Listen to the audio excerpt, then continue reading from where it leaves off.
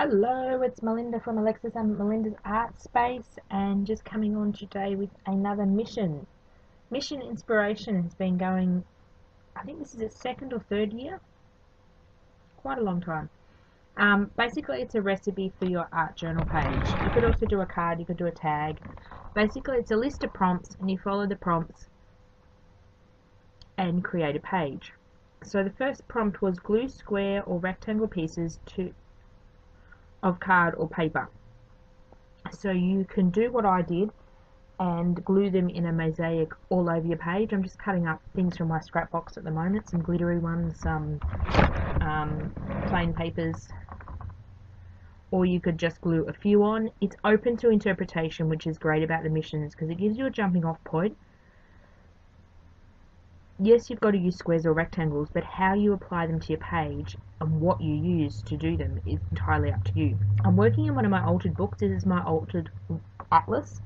So you may see tiny fragments of the atlas peeking through. And I'm gluing these sheets down with some, what's that, Mod Podge. It's a gloss Mod Podge, which I don't particularly like, but I'm not a brand snob. I'll use whatever's on sale.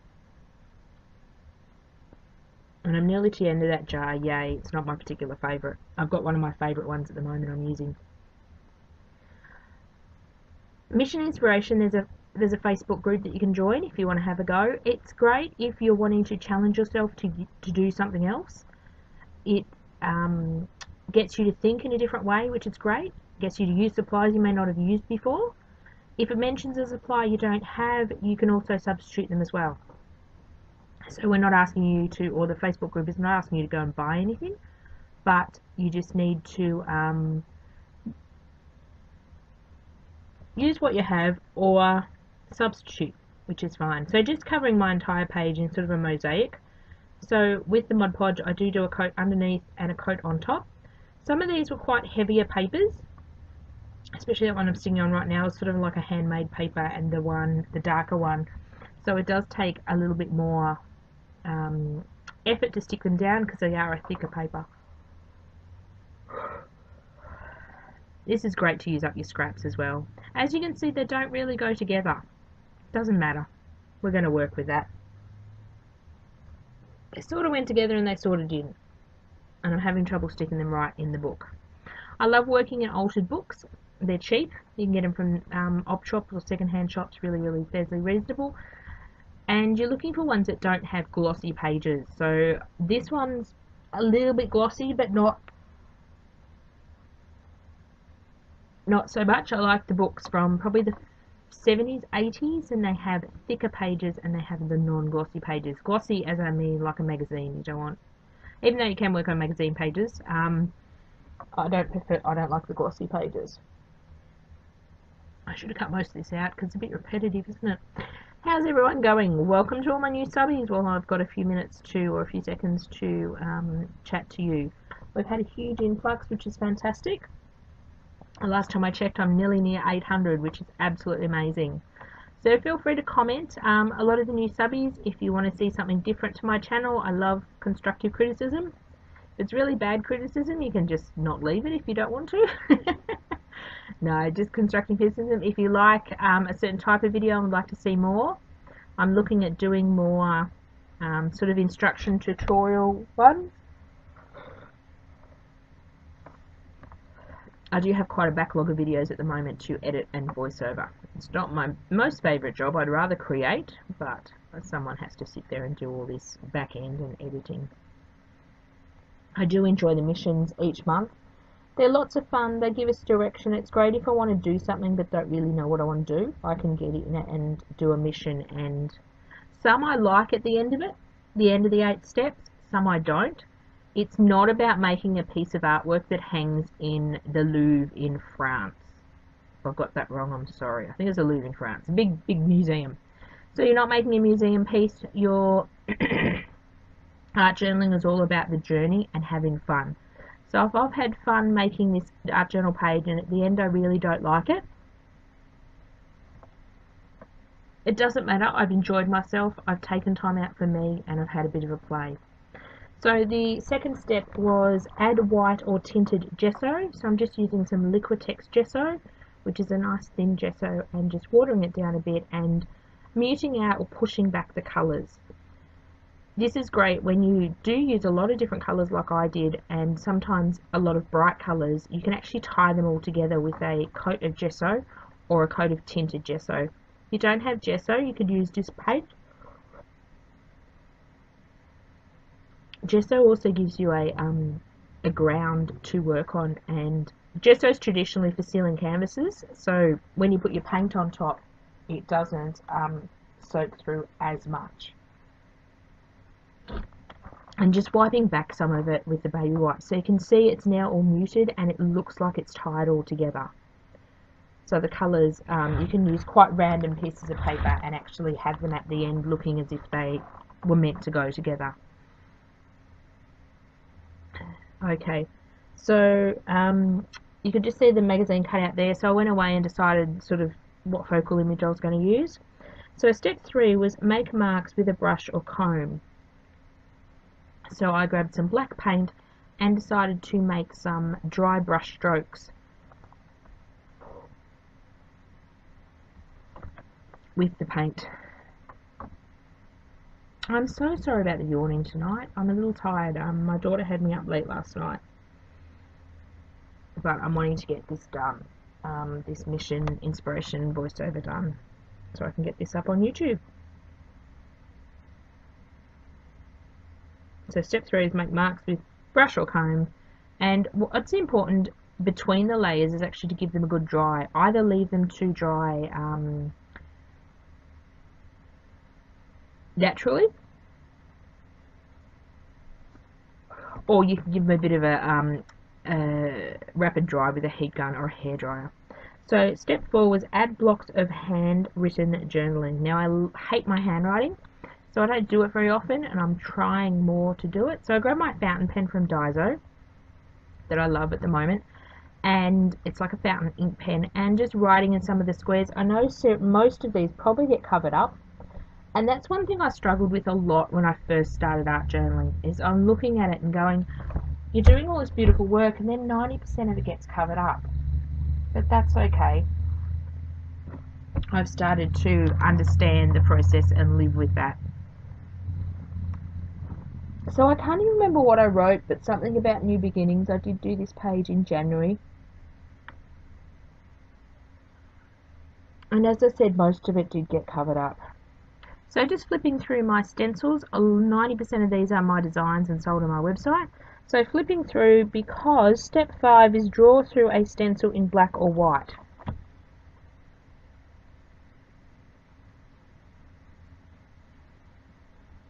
When I actually got these prompts, I wrote them in shorthand out on a piece of paper, and I actually didn't write the word draw.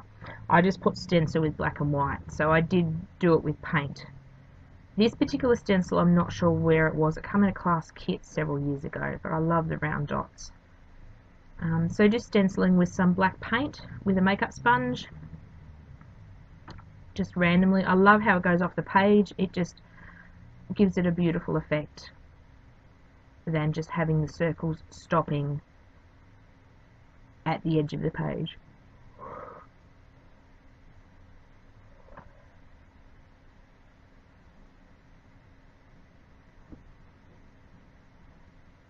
So sort of trying to fill all over the page. I sort of know what my focal image is and sort of where I'm going to place it. Sometimes I know what I'm doing with these missions. Sometimes I have an idea. Sometimes I have a focal image I want to use. Other times I don't. I had loads of black paint left on my sponge, so I grabbed out another journal. I have quite a few journals on the go at one time. I think I'm up to over 10. Oops. I have a video on that if you want to check out my playlist showing you all my journals. So just using up the sponge with the paint. When you get your stencil dirty, you may as well go ahead and use it. And I actually used this background the other day to continue on with the journal page. If you don't have another journal, you could do it on scrap paper, you could do it on some book pages, you could do it on some deli paper or some thin paper. I still have paint in my sponge and trying to clean up because I made a mess with the paint. So I decided to do some on my drop paper, which is my brown paper on my table. And when my drop paper gets increasingly filled with loveliness, I will then take it off and start using it in collage and different things. I don't like it to get too many layers on it at this stage, but I do like to use it as sort of a palette, and I will scribble pens on it to see if they start. So just drying that off to make sure my book doesn't sit in wet paint. So that was step 5. While we're drying that off, while we're cutting this one up, I'll discuss that. So step 6 was add focal image or theme. So I was flipping through a magazine deciding what to do, and I found this watch image that had sort of a white grid across the top of it. And with Mission Inspiration, you get 3 suggested colours. You don't necessarily need to use the colours, and you get 5 words. So I didn't follow the colours this time, which were aqua, olive and blush. And the 5 words were Genesis, renew, resolve, wish and memories. So this being sort of the start of the year, I decided to do something with new beginnings. So I'm cutting that picture up one by one because I didn't want a mess to put back together. So I sort of cut off pieces, cut off 1 or 2 pieces and stuck them down, and sort of spaced them out as well. And then I went and found a quote which was appropriate to this as well. So sometimes my art journal pages have deeper meanings, and this one sort of did for the beginning of the year, which is the quote is, I'll tell you the quote in a minute when I put it on. So some of my art journal pages do have deeper meanings. Some of them I'm working through feelings. Some of them I'm just playing, and you probably won't know which one's which when I do them on YouTube, because I won't actually share that part with me. I'm actually using there my favourite, I'm in love with this stuff, except for the price, that's the only thing I'm not in love with. Liquitex matte gel. It's lovely. I only ever buy this when it's at Lincraft or Spotlight, which is our 2 Australian stores, when it's 40 or 50% off. So step 7 was add shredded book or music text paper. So instead of shredded, I decided to punch circles. Again, that may have been an error in my part when I wrote down the instructions, because I'm a bit lazy when I write the instructions out. I do them in shorthand and don't write them out in full sentences. So sometimes I do get a bit wrong. But shredded could be circles, could be shredding the paper, so it was music paper. Why? Because I decided it to be music paper. And I think the circles went quite well with the layout, with the circles, with the stencils as well. It's nice to repeat elements like that on your page, because then it gives a bit of continuity, and it gives a bit more of a flow. So step 8 was add typography, quote or phrase. So just drying the page up before I move on to the last and final step, which is the quote or phrase. So I decided to do it with my label maker. I rediscovered my label maker after seeing Mike Deacon use his, and I fell in love, and I want to be able to get some more coloured cartridges from overseas, from that site we don't mention anymore. They have them awesomely priced, but I haven't got around to buying some yet. And my label maker decides to run out of labels. So I go to my computer and do my font anyway. Probably a better option because it is quite big. Now my quote actually reads, start a new year, examine all parts of your life, replace parts of your life that don't make you happy, renew your life with changes, make this year a great year.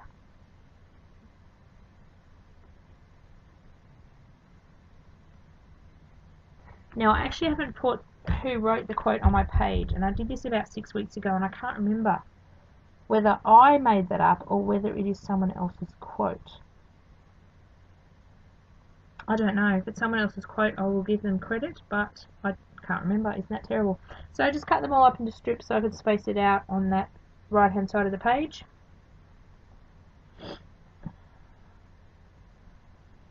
And decided to make them stand out a little bit more and ink them around the edges just with some permanent ink adhesive. This is Ranger archival ink that I'm using. So just going around all the edges, and I do make a mistake and put a couple of blobs here and there, but that's okay.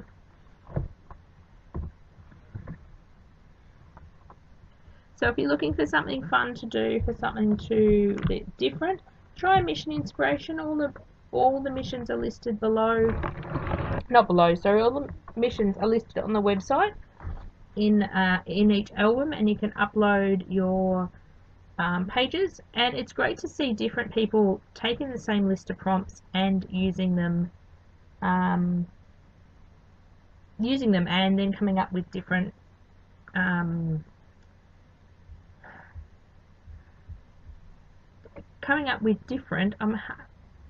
different pages. Oh my god, words tonight will not come. So just drying that off.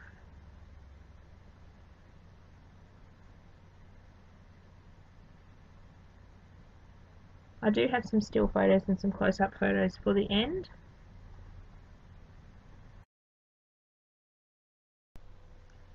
So just bending the spine there of my book to make sure it does close, and we are finished. So here are the still photos. I like to include these so it gives you a few detailed shots. So there's the quote of some of the texture and some of the layers that you can't necessarily see in the video.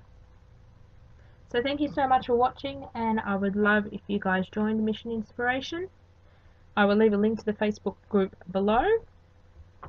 It's a great way to get creative and learn some new skills with your art journaling. And if the page doesn't turn out at the end, you know what?